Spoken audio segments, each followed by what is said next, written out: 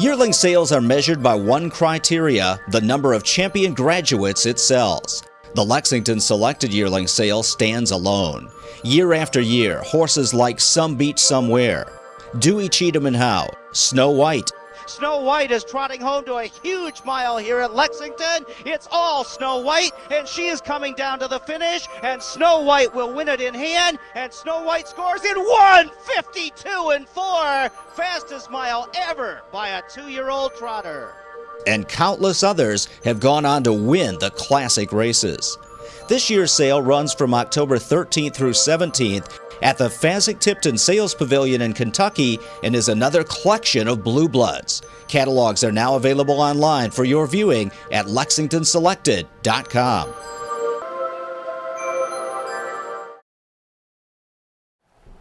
Hi, this is Jeff Dabrowski. Welcome to The Edge in America. We're at Concord Farm today with David Mears. David has a large consignment of horses selling in Harrisburg, as he does every year. And David, what are some of the standouts in this year's consignment, and how big is the consignment going to be? Well, we're going to have 57 yearlings, Jeff. And the other thing that we have several first crop sires. We have an artistic fellow, Liz Mara, sister to artistic fellow. We have several Donato Hanovers, first crop Donato Hanovers, including a filly that is the first foal out of Swan Lake.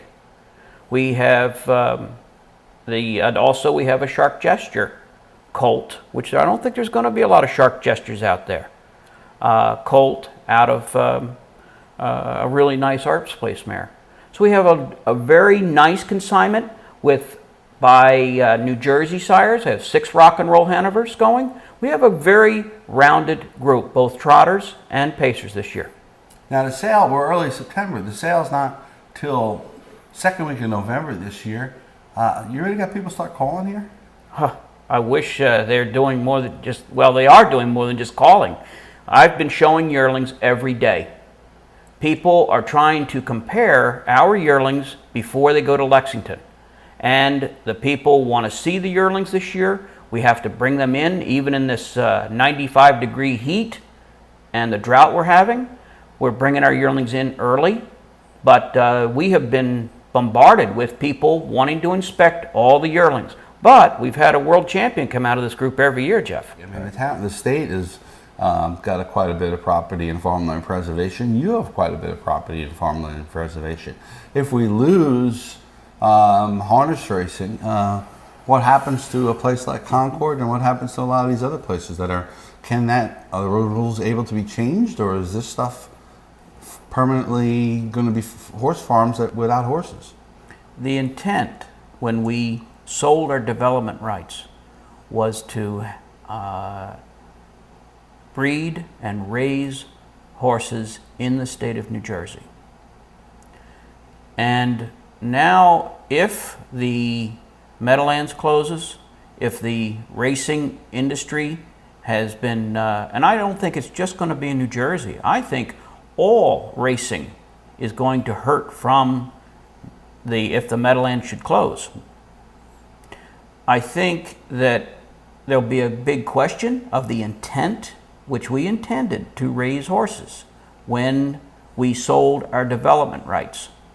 We did sell, and our operation is over 400 acres, plus we rent an additional 200 acres, all intended for raising of horses.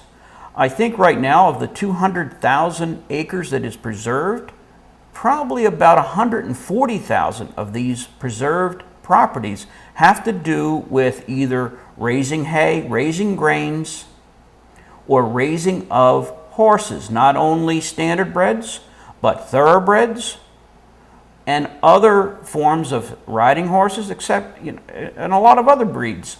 But all of that would be definitely in jeopardy if the Meadowlands should close. I think that's the big question, that our intent was to raise horses here. Now if that's taken away from us, now what do we do? But we're not only the ones that are going to be affected. The feed companies, the farmers who sell hay and feeds, and all of them.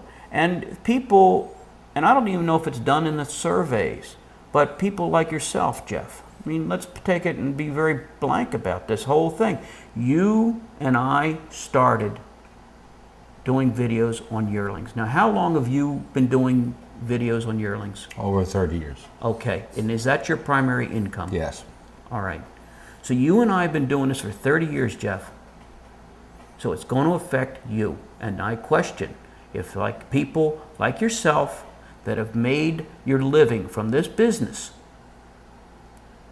we don't know how much, but a lot of these people are going to be affected. And I feel that this is crucial.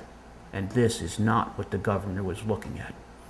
Well, I unfortunately have to agree with you, but I appreciate your time, and we will see the rest of you on the edge in America, and as David said, I might be on the edge in Canada pretty soon, so we'll see you around. Thanks.